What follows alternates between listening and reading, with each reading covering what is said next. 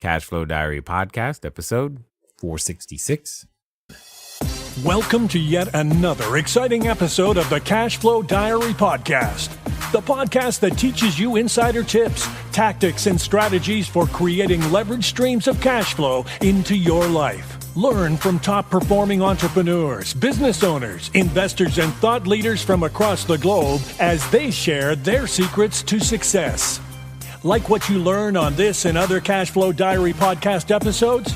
Go to learninvestingnow.com and sign up to receive powerful tips and information that will help you succeed as an entrepreneur and investor. Now, here's your host, investor, entrepreneur, business owner, educator, speaker, author, and master facilitator of Robert Kiyosaki's cash flow game, Jay Massey. All right, ladies and gentlemen, welcome to another episode of the CashFlow Diary Podcast. I'm your host, Jay Massey, and I'm glad that you're here today because here's the thing.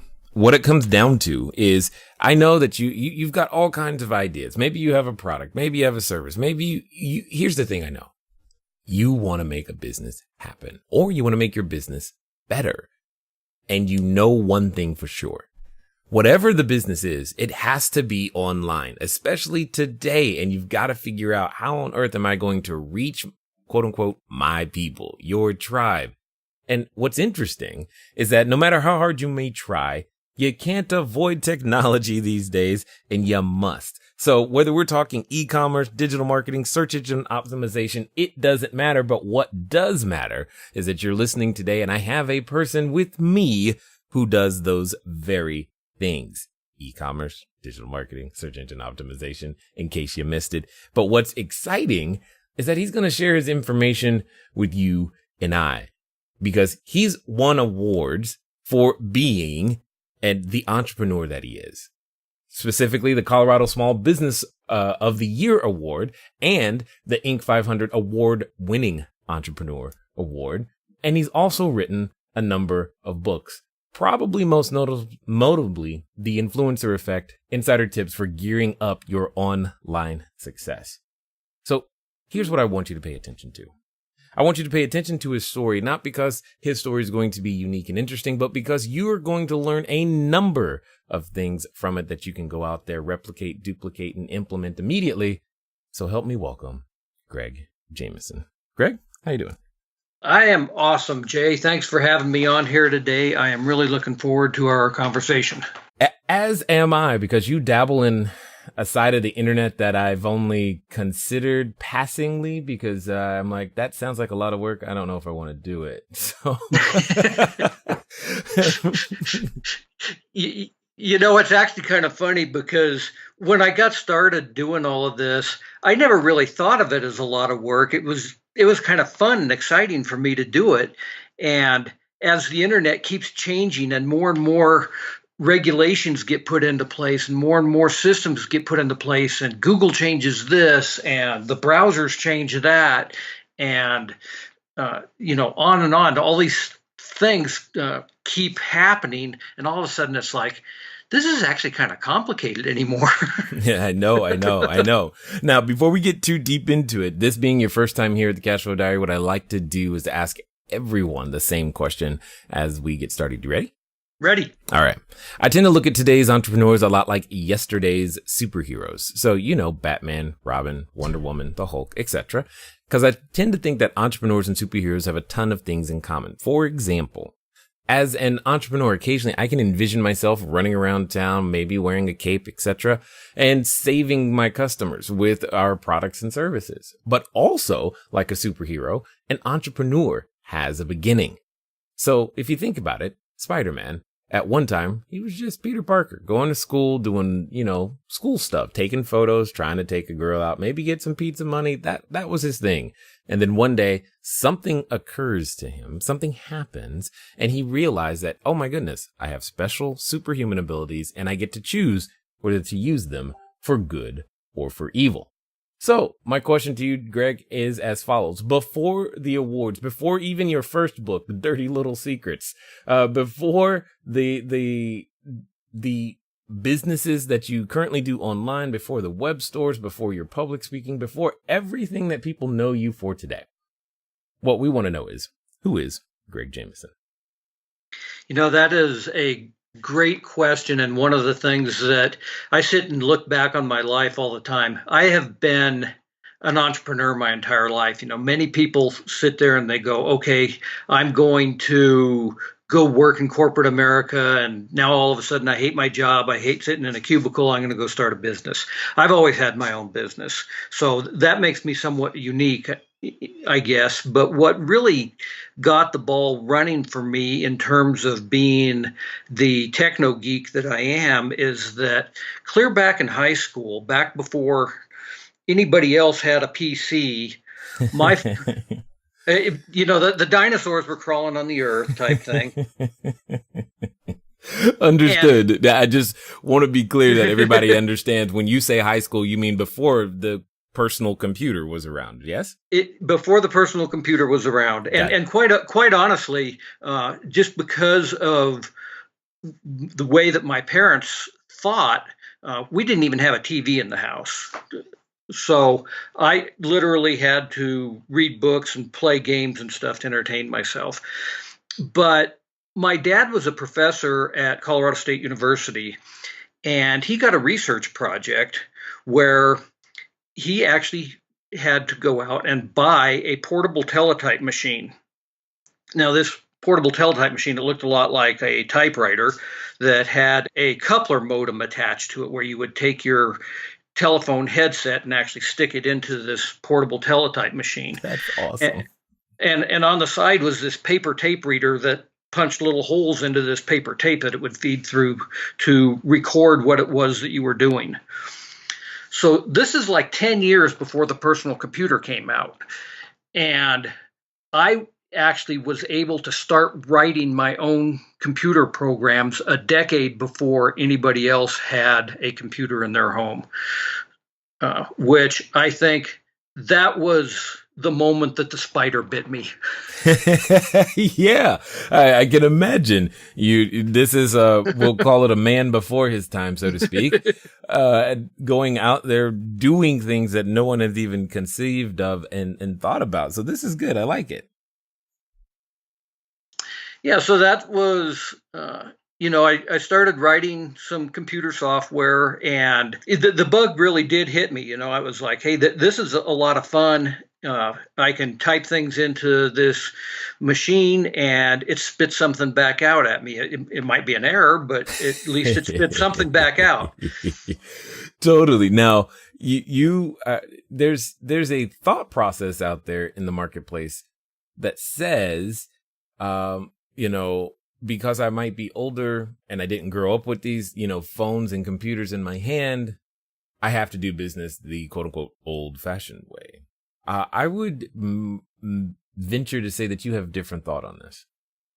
I totally do. And one of the things is that the reality is that a lot of times millennials sit here and think that people of the older generations don't understand computers, and that the older people might even think that way themselves. But the truth of the matter is that we're the ones that actually built these technologies in the first place. The younger generations might do, and they do an incredible job of using those tools, but it's because of my generation and the other people out there, the Bill Gates and the Steve Jobs of the world, as well as, the Tim Berners-Lees and so forth that did the internet. We're the ones that created these systems for the younger generations to actually take advantage of. And what's interesting now is that the things that I believe we're seeing today are the systems that are being built being built on top of on this, we'll call it groundwork foundation that has already been laid. But there's something interesting in your story that I think a number of people would love to know.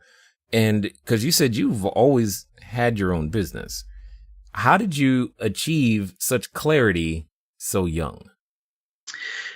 It was actually kind of an accident, I guess, in some ways. I was going to graduate school, and was actually writing a computer program that did, of course, that did landscape design software.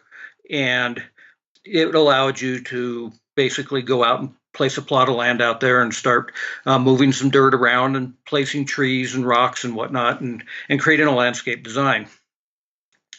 About that time, while I was still in graduate school, I was working for a landscape architecture firm, and I convinced them that they should buy AutoCAD. Now, this was a long time ago. It was AutoCAD version 1.2, if anyone wants to look up when that was. And they kind of took my advice and bought an AutoCAD system, and it did not do landscape architecture at all. In fact, it was pretty cumbersome. So they kind of gave me the dirty look and were like, Jameson, you better get this thing fixed. So I would go home and work on it on my own time to make AutoCAD do landscape architecture.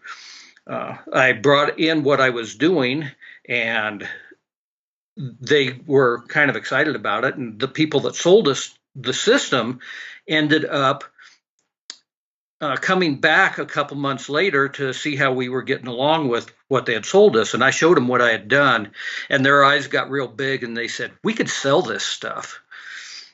And had a little bit of a discussion with that and decided, why not? So that was the birth of my first company. It was named LandCAD, and things kind of took off from there. What was really interesting is that as I grew this company to where we were selling software in like 25 countries around the world, the people that sold us the original system, the guy that was in charge of that company, he ended up coming to work for me. That is funny. Now, here's the question. How did you successfully make this transition? Because this is pre-internet as we know it. This is definitely YouTube and cell phones, and even websites to a degree didn't have that they haven't even come into their own. One of the challenges that I hear a lot is, hey, Jay, I'm too old for short-term rentals is our thing. So I'm too old for short-term rentals and all that technology stuff that you guys are using to go out there and make that happen. I didn't make the transition. How are you able to successfully do so? And more importantly, how can someone else continue to make this transition? I think that it really has absolutely nothing to do with the technology. The internet makes things maybe simpler to be able to find somebody and to communicate with them. But quite honestly, the whole thing boils down to relationships. And what I did, since the product that I was developing worked on top of AutoCAD, is that I actually went up to Autodesk, the makers of AutoCAD, and I showed them what we were doing. And they invited me to come to a trade show with them. And beyond that, because I had gone up there and introduced myself to them, had worked a trade show booth with them, I started to develop some relationships with some of their staff, and that made a big difference. When it was time for me to get an international distributor in, say, Israel, they were the ones that would actually make an introduction to me and say, hey, here's the person that is the distributor in Israel for AutoCAD. Why don't you talk to them? And so building a relationship with someone is really the key to doing business, whether it was in the internet age or pre-internet age. Got it. So take us through this transition. How did we go from LandCAD to WebStores? Yeah, so the thing that happened was that people were starting to consolidate a lot of AutoCAD applications. There was people out there doing civil engineering software. There was people out there doing architectural software. There was people out there actually doing GIS applications on top of AutoCAD, and all kinds of other things, theater design and whatever, if you could design it in a CAD system, people were doing that. And a lot of the functionality that each of us was doing at the time, there was like 1,200 or so applications for AutoCAD. And we found that we were doing a lot of duplicating of each other's efforts. And as a result of that, Autodesk would actually see some of that too, and they would put some of that functionality into their core product, because if you needed to dimension an object, then it was like people are dimensioning an object whether they're doing an architectural drawing or doing a mechanical engineering part. So Autodesk would implement some of those features into the core product. Mm-hmm. So the whole industry started to consolidate, and we ended up actually merging our company with a couple of other companies that one that had an architectural application, one that had a civil engineering application. We merged the whole entity in order to take the company public. Oh. And we had a successful IPO and went off about our merry way. Unfortunately, I couldn't do anything with my stock for 3 years, so it was not something that was as lucrative as what a lot of entrepreneurs might think is, I can just take my company public and I'm going to be the next Steve Jobs. It doesn't really work that way because the fact is that now you have to answer to a whole bunch of other people.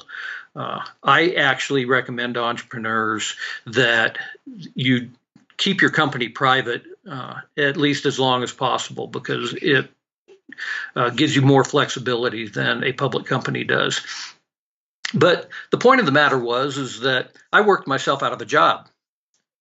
Right. And now I was sitting there going, well, what am I going to do next? And I was actually in the Chicago airport when I ran into a past employee of mine. Mm-hmm. And he was kind of looking to do some new stuff too. He had began to work with some people doing some facilities planning types of software. And he had this idea that he could take this facilities management software that he was working with and kind of marry it with AutoCAD and create a scheduling system where people could schedule facilities for different uses. Got it. And he said, so how would you like to come to work with me? This is an important lesson for the entrepreneurs listening to this podcast is treat people well. You may end up working for a past employee. Right.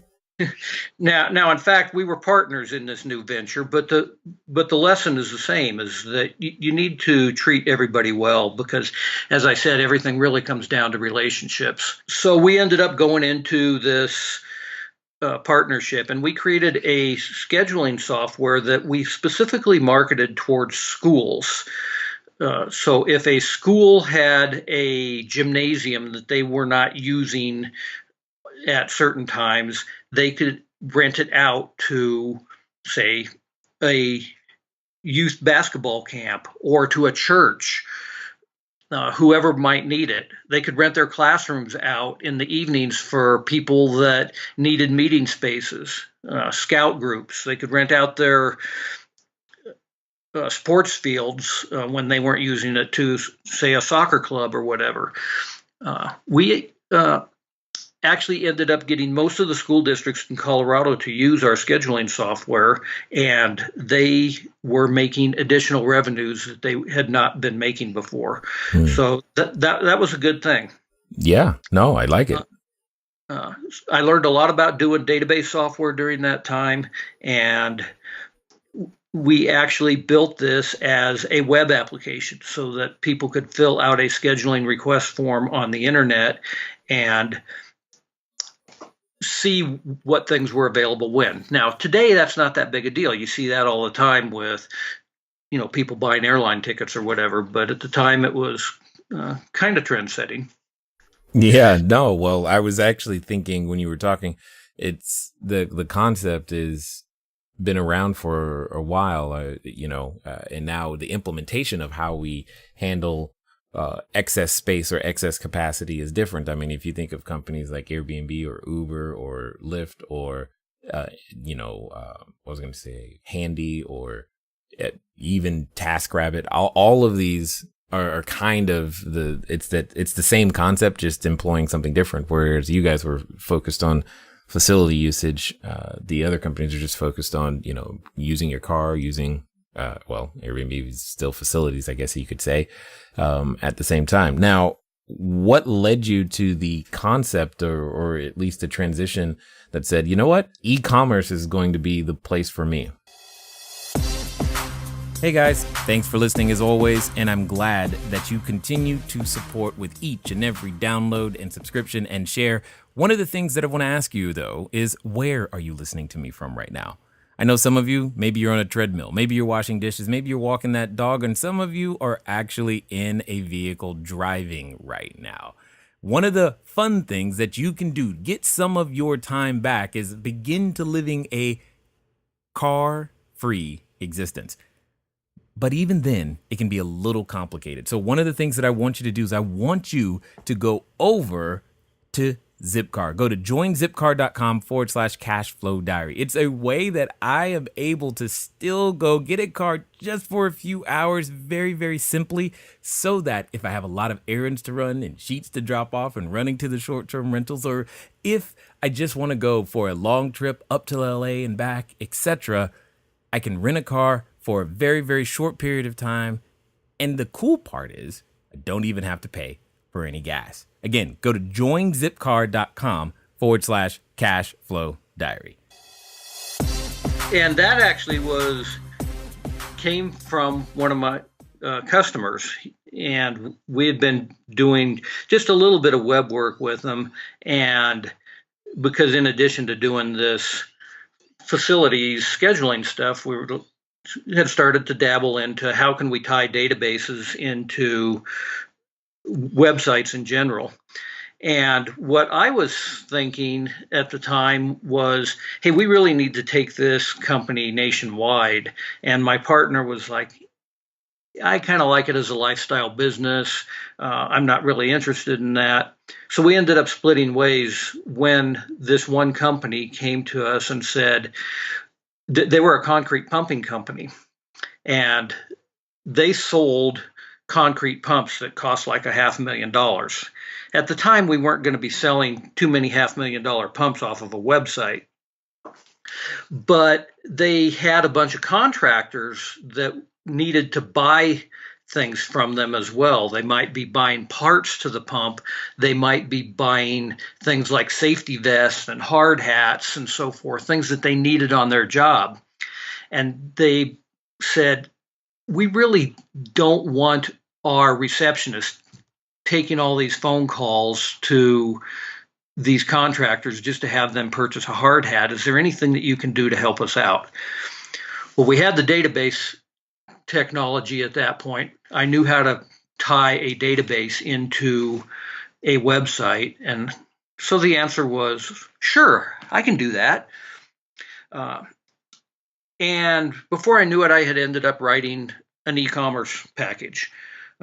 There were not a lot of e-commerce packages out there at the time, because this is 1995. This is actually a year before Amazon started.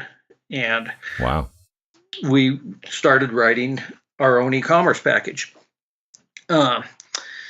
And I guess one thing led to another, and we really started concentrating at that point on doing wholesale applications rather than retail applications, because the contractors, for example, would go out there and they wouldn't buy just a hard hat. They were buying for a whole crew. So they would be buying, 20, 30 hard hats, 20, 30 safety vests, all at the same time type of thing. And so we actually went to the Denver Merchandise Mart and were working with manufacturers and distributors of products that were in turn selling products to retail stores. So we were not at the time taking a credit card on an e-commerce website. If you think about the $500,000 concrete pump, not too many people are going to put down a credit card for a $500,000 concrete pump. No. They wanted some alternative ways of paying. I need to pay this thing on whatever my established credit terms are. And I need to be able to bulk order things. Rather than seeing one product displayed on the screen at a time, I need to have a list of items. I already know what the product looks like. I just need to have a list of items where I can say, I need 20 of these, 30 of these, 20 of those, 30 of these. Here's my total, check out, bill me on my pre-established terms. So we really developed one of the early wholesale applications for doing e-commerce.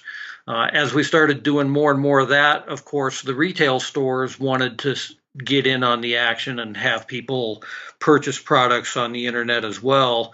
And we started building in some retail features to it as well. What we ended up finding out over time is that now there was lots of people out there building software better than I was building it, especially on retail shopping carts. And we said, hey, if we're going to do retail shopping carts, we need to partner up with some of the big people out there doing it. So today we actually work with a number of shopping cart softwares out there, BigCommerce, WooCommerce, Magento, all of the big names. And like I said, those people are building software where they were putting a lot more engineers into it and dedicating a lot more money than what I was doing. So that's where we are today. We actually are building e-commerce platforms utilizing other people's software. Got it. So when it comes down to it, what would you say is the basic components of a successful e-commerce store? The number one thing that, how I was saying relationships are really what business is all about. That's really what you're trying to do with an e-commerce store as well, is build a relationship with the customer. And the best way to do that is establish a very strong level of trust with them. But hold on 1 second. And I get that. And I had a feeling you were going to say this, but I know like other people who are listening, they're like, I'm just selling widgets and whatsits online. They come to the store, they're going to be ready to buy already. I mean, the relationship part is what I'm missing. How does a e-commerce store build a relationship?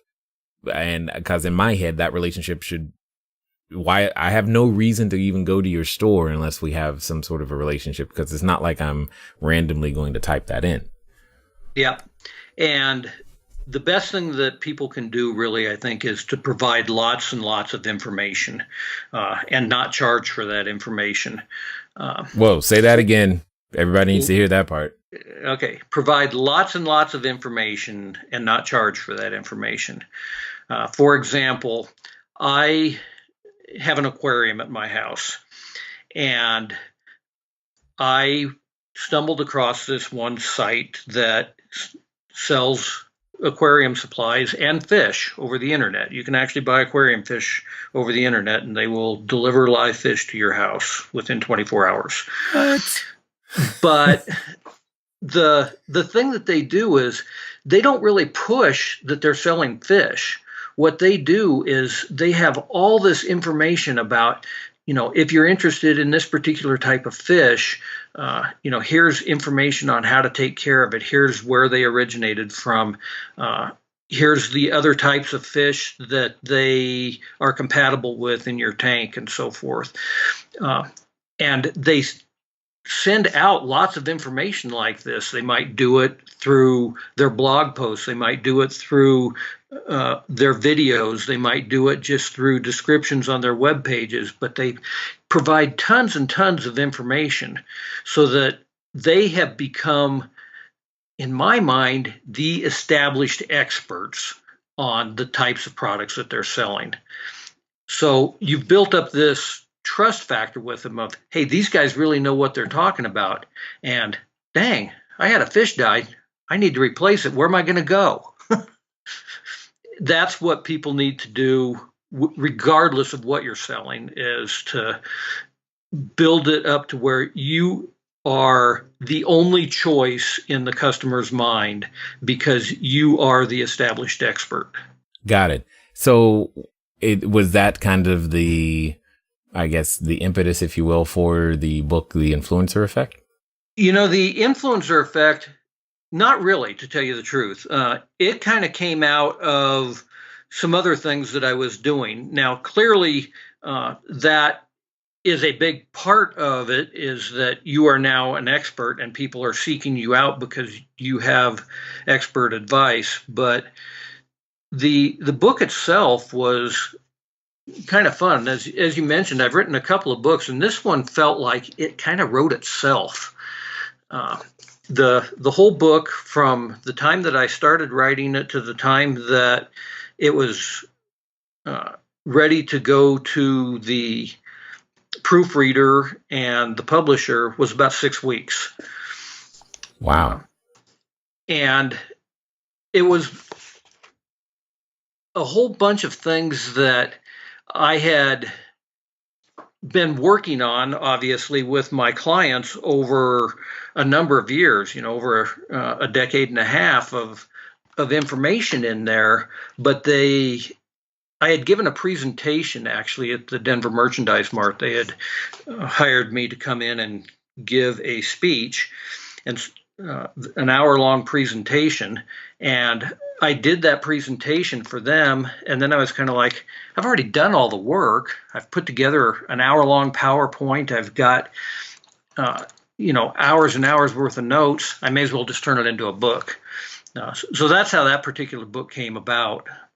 But the message of being an expert and accessing other people who are experts to help promote your products and services is really what the message of that book is about.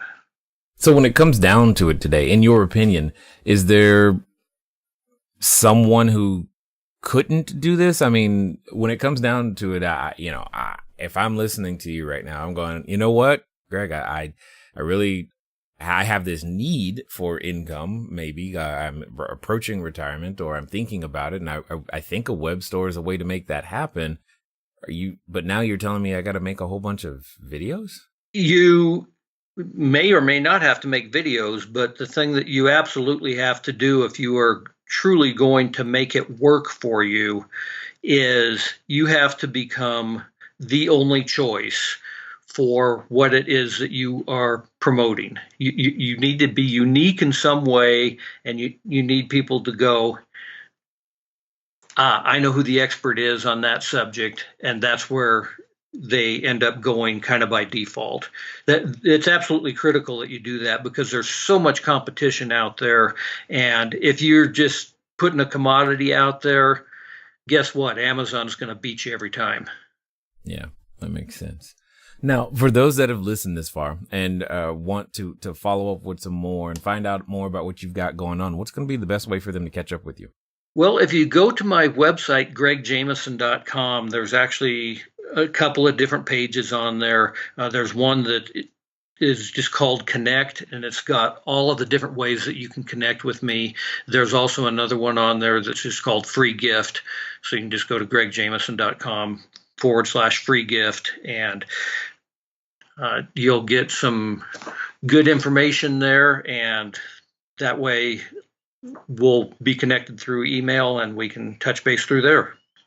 Excellent. Now, as we end, I have a question here for you that I think would be good for others to hear your perspective on. Let's pretend that, someone listening is on that, what I like to call the precipice of decision. They're possibly even standing in front of the superhero outfit store, ready to, put on their cape for the first time and make a web store happen for themselves.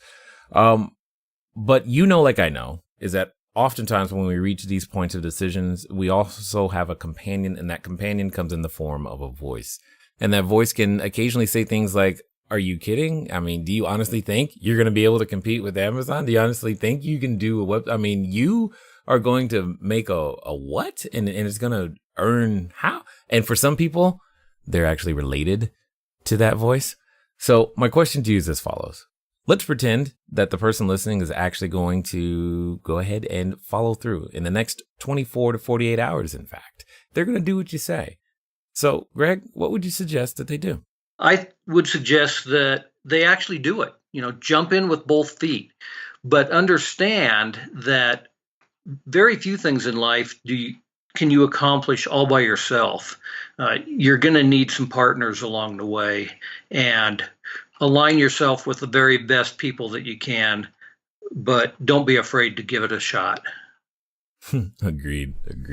Well, I definitely appreciate you taking the time to share your information, your knowledge, as well as your wisdom here with us today at the CashFlow Diary. Like I said, I really appreciate being on here, Jay, and this was fun. All right, ladies and gentlemen, you know what time it is. It's time for you to move at the speed of instruction. What does that mean? That means, well, take action. Go to the website. Why? Because like I know, that you've been thinking about it for far too long. And now you've got someone who has laid a path. Ladies and gentlemen, it's been fun talking to you today. I look forward to talking to you soon. Until next time.